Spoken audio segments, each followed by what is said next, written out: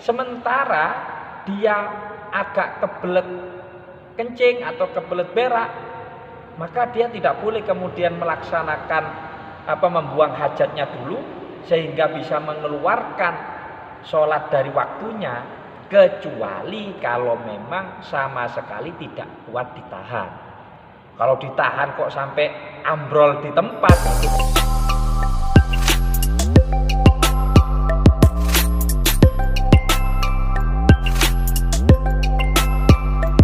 Assalamualaikum warahmatullahi wabarakatuh.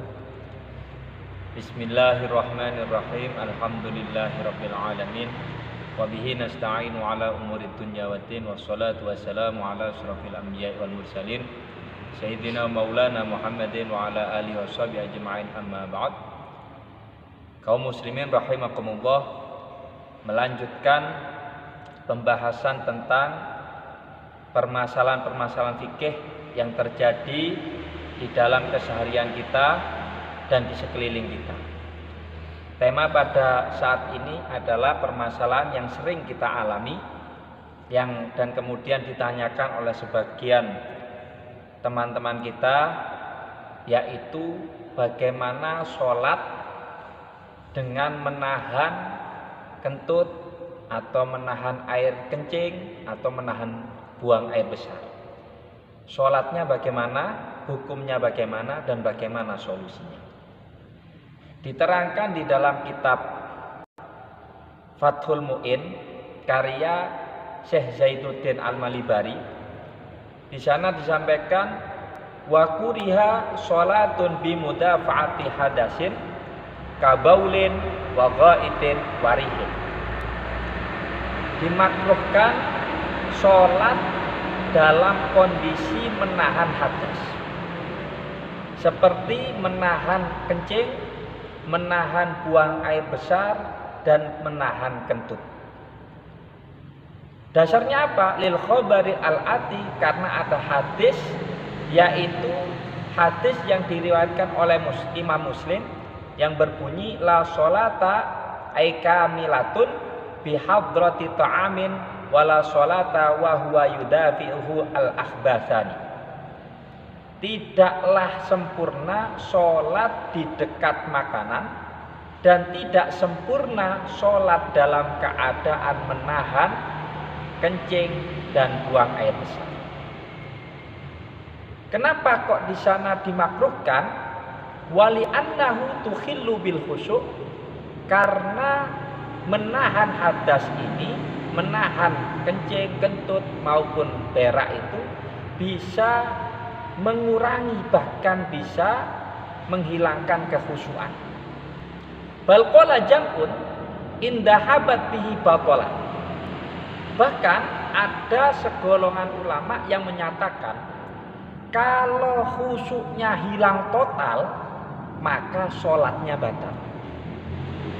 Oleh karena itu, di dalam syariat, ketika kita mau melaksanakan sholat, itu sunnah untuk membersihkan dari hal-hal yang menyebabkan hadas, menyebabkan kentut, menyebabkan berak atau kencing. Artinya bagaimana? Kencingnya dituntaskan dulu, beraknya dituntaskan dulu, kentutnya juga dituntaskan dulu. Makanya disampaikan dalam kelanjutan kitabnya, wa yusannu lahu tafrigu nafsihi qabla sholati.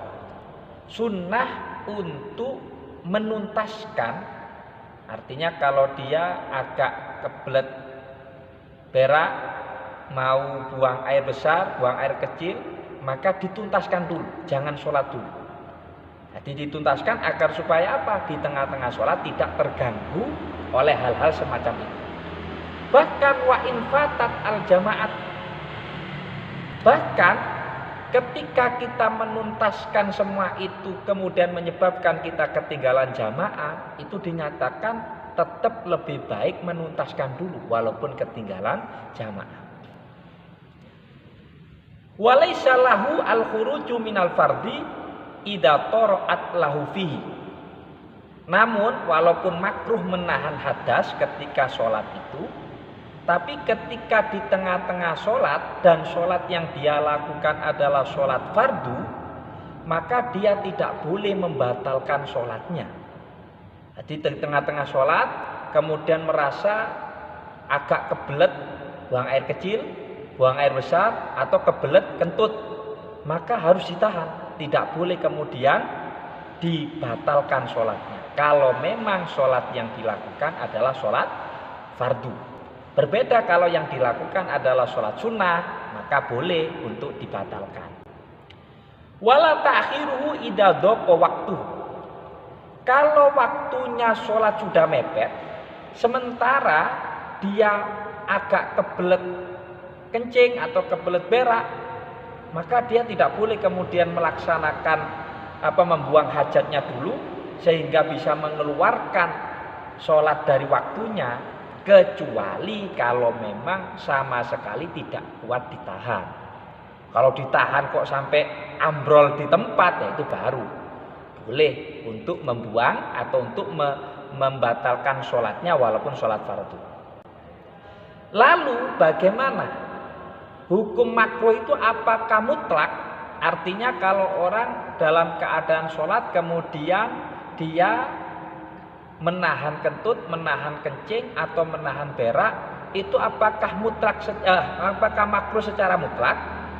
Dijelaskan selanjutnya, wal ibrah fi karahati dzalika biwujudnya indat taharrumi.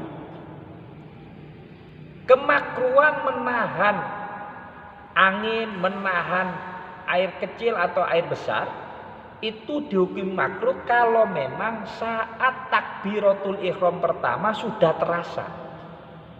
Berbeda kalau misalnya tidak terasa, awal biasa-biasa saja, dapat 2 rakaat, ternyata terasa mau buang air kecil, mau buang air besar, atau mau buang angin. Maka kalau seperti ini ditahan, hukumnya tidak makruh. Bahkan kalau dia sholatnya sholat wajib, harus ditahan. Tidak boleh kemudian dibatalkan sholatnya. Wayam bagi ayul haqqabihi malau arodot lahu qoblat taharrumi fazalat wa alima min adatihi annaha ta'udu ilaihi fis sholati. Begitu pula hukumnya makruh kalau sebelum takbiratul ihram dia sudah terasa bahwa dia itu kebelet kencing, kebelet berak atau kebelet kentut. Tapi dia tahan sehingga rasanya menjadi hilang. Namun dia tahu nanti di tengah-tengah sholat rasa ini akan keluar lagi. Nah, ini tetap hukumnya makruh. Nah, dari sini bisa diambil kesimpulan, hukum menahan buang air kecil, buang air besar atau buang angin itu hukumnya makruh kalau satu sudah terasa sejak takbiratul ihram. Yang kedua, terasa sebelum takbiratul ihram kemudian ditahan sehingga tidak terasa lagi, tapi dia ngerti bahkan punya dugaan di tengah-tengah sholat akan terasa lagi. Ini hukumnya makruh, menahan saat sholat. Tapi kalau dia sejak awal tidak merasa, baru di tengah-tengah kok merasa, maka dia tidak dihukumi makruh menahan angin, air kecil ataupun air besar. Tidak makruh. Dan bahkan harus ditahan kalau memang sholatnya sholat fardu. Kecuali kalau betul-betul tidak tertahankan, baru boleh untuk dibatalkan. Nah ini, maka dari situ ketika kita hendak sholat, sebisa mungkin hal-hal yang bisa menyebabkan buang air kecil, buang air besar atau buang angin itu dituntaskan dulu sebelum sholat, agar supaya di tengah-tengah sholat tidak merasakan hal-hal seperti ini, sehingga sholat kita bisa khusyuk, bisa tenang, dan kita bisa konsentrasi terhadap sholat kita tanpa ada rasa menahan hadas. Demikian, semoga ada manfaatnya. Kurang lebihnya mohon maaf. Assalamualaikum warahmatullahi wabarakatuh.